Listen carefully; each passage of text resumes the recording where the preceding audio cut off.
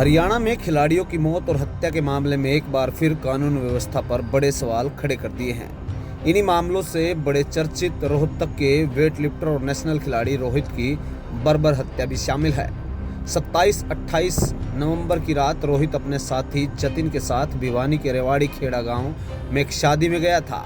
बारातियों से मामूली कहासुनी हुई, पर मामला यही नहीं रुका। लौटते समय बारातियों ने रोहित की गाड़ी का पीछा किया। रेलवे फाटक बंद मिला और वहीं मौका देखकर 15-20 बारातियों ने रोहित को घेर लिया। लाठी डंडे लोहे की राड से इतनी बेरहमी से पीट कर उसे जहां मरा समझकर आरोपी अपनी गाड़ी वहीं छोड़कर भाग गए। रोहित को पीजीआई रोहतक ले जाया गया, जहां 29 नवंबर को उसने दम तोड़ दिया।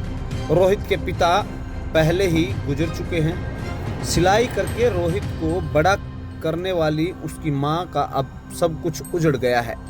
परिजनों का कहना है कि नेशनल खिलाड़ी था, नशे या झगड़े से उसका दूर दूर तक कोई रिश्ता नहीं था। 15 से 20 के करीब थी, कम से कम 4 गाड़ी थी, क्योंकि एक इंटरनेशनल प्लेयर था।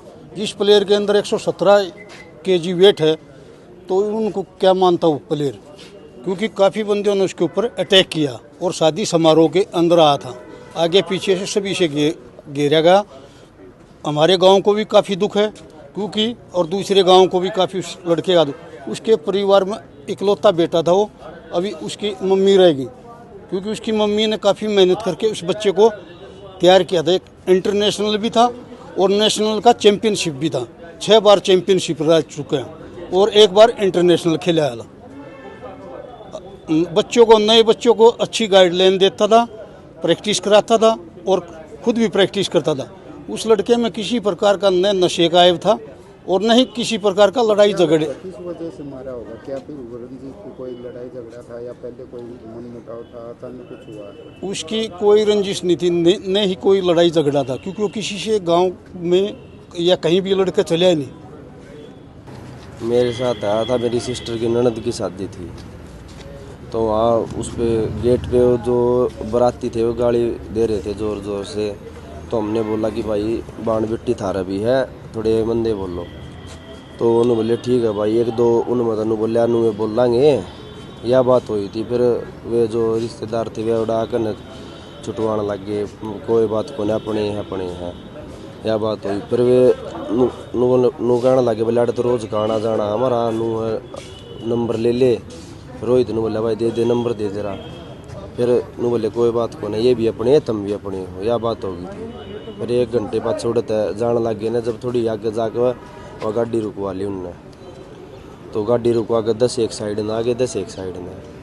हाँ, तो फिर उड़े आराम से बात करी उनने। उड़े तो फिर 2-3 मिनट में गाड़ी दी उनने जोर जोर था। फिर 1-2 पीछे था ही ना, बोले ये थे कि ये थे कि। फिर वो खिड़की खोल कर रोहित ने नीचे ताड़ने लग गए। रोहित ने फिर अपना लात चलाई तो फिर मेरी जो खिड़की में उसमें ईंट मारी, शीशा फूट गया, कंधा पर लग गई ईंट। फिर मैंने बैक करके गाड़ी अपना आगे ले गया। आगे लिया, उड़े फाटक बंद थी तो थोड़ी मैंने बैक लेकर काटने की कोशिश करी। उड़ता गाड़ी तो उनने एक आग लगा दी थी और वह पीछे से उन्होंने टक्कर मारी गाड़ी में। फिर वे आए लेकर न डंडे ले रहे थे, ओक्की थी, राड रूड भी ले रहे थे। और फिर रोहित तो उतर कर मतलब गाड़ी के पीछे से घूम गया, तो पीछे से उड़ पिकड़ लिया। तो मैं खिड़की खोल कर सीधा नीचे उतर गया धक्का मार के। तो फिर उन्हें कुछ भी ना देखा, वे मारने लग रहे थे। फिर हत्या के बाद रोहित की मां 15-20 बारातियों के नाम शिकायत दी है, लेकिन किसी की गिरफ्तारी न होने से गुस्साए परिजन आज भी दिन भर भिवानी सदर थाना में डटे रहे।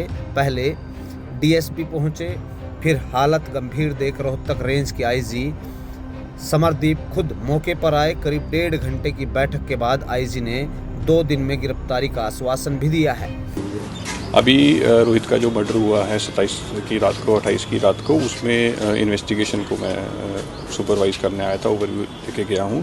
इसमें मैंने पुलिस को दिशा निर्देश भी दिए हैं। जो कंसर्न एसएचओ हैं, टीएसपी साहब हैं, एसपी साहब हैं, उनको बताया है कि जल्द से जल्द जो भी आदमी इनमें शामिल थे इस वारदात को अंजाम देने में, उनको जल्द से जल्द उनकी गिरफ्तारी की जाए। कितने दोषी हैं इसमें? कोई गिरफ्तारी अब तक हुई? वो गिरफ्तारियाँ जब होंगी तो आपको बता दिया जाएगा। आज जी आई जी रोहतक SHO भिवानी, ASI चौकी इंचार्ज, उनसे बात हुई है। उन्होंने 24 घंटे के अंदर अकूद को पकड़ने की कोशिश करने का आश्वासन दिया है। इसके बाद हम देखते हैं इनकी कार्रवाई कहाँ तक पहुँचती है।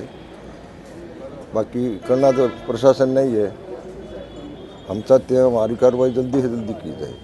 कितने संकेत है जो पुलिस ने आश्वासन दिया उससे? अभी ये विश्वास करना पड़ेगा। बाकी हालात को देखते हुए एक भी को गिरफ्तार नहीं किया है, संतुष्टि है नहीं।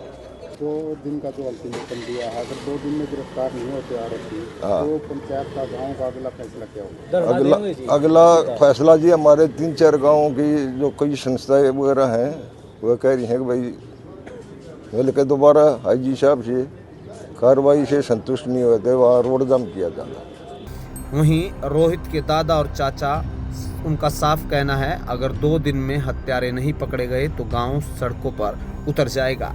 वहीं रोहित का साथी जतिन इस पर कहता है रोहित ने सिर्फ गाली गलौज से रोकने की हिम्मत की थी और उसकी यही बात उसे उसकी जान ले बैठी।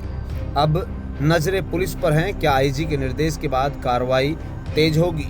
क्या अब रोहित के हत्यारे सलाखों के पीछे होंगे? देखना यह दिलचस्प होगा। ब्यूरो रिपोर्ट, सिटी तहलका।